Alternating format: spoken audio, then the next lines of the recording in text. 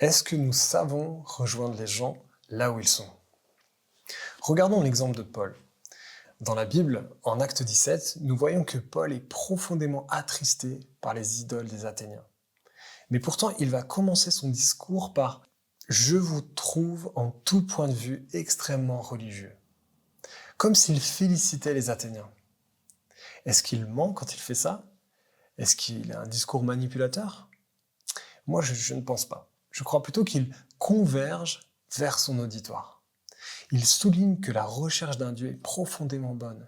Il va faire ensuite un pont entre le Dieu qu'il cherche, le Dieu inconnu, et le Dieu que Paul connaît.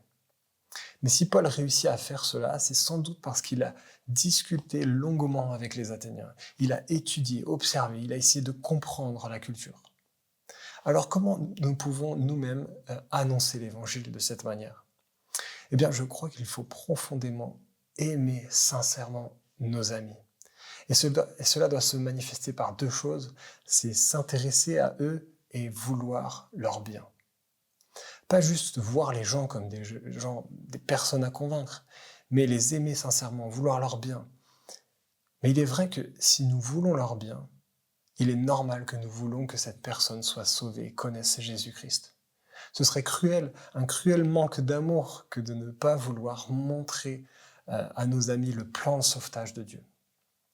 Mais dire cette bonne nouvelle sans pédagogie peut être aussi un manque d'amour. Or, la Bible nous dit qu'il y a des traces de la grâce commune dans le monde. Certaines aspirations des êtres humains pointent vers Dieu. Et c'est à nous de montrer que ces traces de vérité, ces traces de Dieu sont des indices qui peuvent nous amener à découvrir Dieu. Pour cela, nous devons apprendre à converger. Savons-nous converger?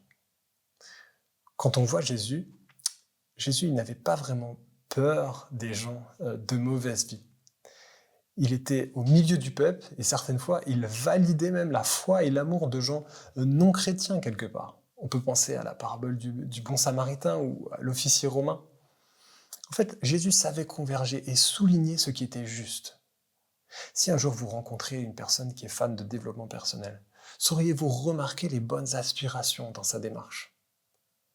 Ou est-ce que vous allez rejeter en bloc sa vision du monde? Les gens qui sont dans le développement personnel cherchent du sens, ils cherchent à être utiles pour le monde. Et je pense qu'on a là justement des passerelles pour parler de l'évangile. Alors pour converger, il peut être utile de comprendre la vision du monde de nos amis. La vision du monde, c'est nos valeurs, nos croyances, nos aspirations. Et c'est là que se trouvent des questions spirituelles. Mais pour comprendre la vision du monde de nos amis, il peut être utile de savoir poser des questions pour comprendre la vision du monde. Pour cela, je vous propose un schéma inspiré de Becky Piper qui permet d'envisager une discussion à plusieurs niveaux. Le premier niveau, c'est la question d'intérêt général. On peut questionner nos amis sur ce qui les passionne dans la vie, sur ce qu'ils aiment. On aime parler de ce qu'on aime. Ou alors on peut même aussi poser des questions sur leur métier et comprendre leur parcours. Par exemple, on a peut-être un ami qui est médecin et on peut lui poser la question de quel a été son parcours pour être médecin. Le deuxième niveau, c'est la question d'intérêt personnel. Ici, l'idée est de savoir pourquoi nos amis aiment particulièrement ce qu'ils font, ce qu'ils aiment, ce qui leur passionne. Quelles sont les émotions qu'ils ont quand ils vivent cela. Et puis, quelque part, on peut leur demander aussi leurs défis. Pour notre ami qui est médecin, on peut lui demander pourquoi il fait cela, quels sont ses défis, puis peut-être qu'il va dire qu'il a envie d'aimer les gens, d'aider les gens, et il va lui partager les difficultés qu'il a vis-à-vis de ça.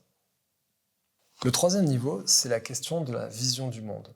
À ce niveau, on va poser des questions liées aux croyances. Et j'aimerais vous proposer 4 grands sujets liés aux croyances. Le premier sujet, c'est celui de l'origine. D'où venons-nous? Est-ce que nous sommes le fruit du hasard? Le deuxième sujet, c'est le sens. Est-ce qu'il y a un sens à l'existence? Est-ce que ce sens est subjectif? Pourquoi il est là? Et puis ensuite, il y a la morale. Est-ce qu'il y a un bien universel? D'où ça vient? Quel est le référentiel? Et enfin, il y a la destinée. Que devient l'être humain une fois qu'il meurt? Dans votre discussion, vous pouvez rejoindre un de ces 4 sujets. Par exemple, pour le médecin, nous pouvons poser la question: comment donnes-tu de l'espoir aux patients qui sont en phase terminale? Et enfin, nous avons le 4e niveau, c'est la question de la confrontation.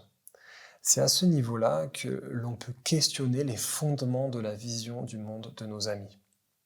L'idée n'est pas juste de dénigrer nos amis, mais plutôt d'interroger avec curiosité, respect et amour. Et pour cela, je vous propose 3 questions. La première, c'est: est-ce que ta vision du monde est logique? Est-ce qu'elle est cohérente? Est-ce qu'elle a du sens? La deuxième question, c'est: est-ce que ta vision du monde te satisfait vraiment? Et enfin, la 3e question, c'est: est-ce que ta vision du monde a des limites? Est-ce qu'elle a des limites si tout le monde l'appliquait? À ce stade, il est possible que votre ami reste sur sa position. Mais il est aussi possible que cela crée une ouverture qui vous permettra peut-être de partager votre vision du monde qui repose sur Jésus-Christ. Jésus-Christ a des réponses pertinentes à donner à ces questions.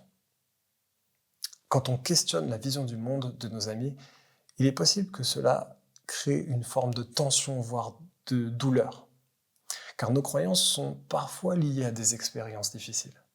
Si le médecin dit qu'il n'a pas d'espérance après la mort, cela repose peut-être sur une expérience douloureuse. Mais nous verrons dans la prochaine vidéo comment nous pouvons sortir de cette tension pour rendre la discussion plus fertile.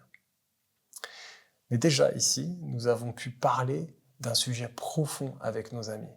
Et un sujet qui va peut-être nous permettre de partager notre propre vision du monde, notre espérance en Jésus-Christ. Nous avons vu que pour partager la bonne nouvelle à nos amis, nous devons aimer sincèrement nos amis. Et cela doit se manifester par 2 choses: s'intéresser à eux et vouloir leur bien. Nous devons aussi converger.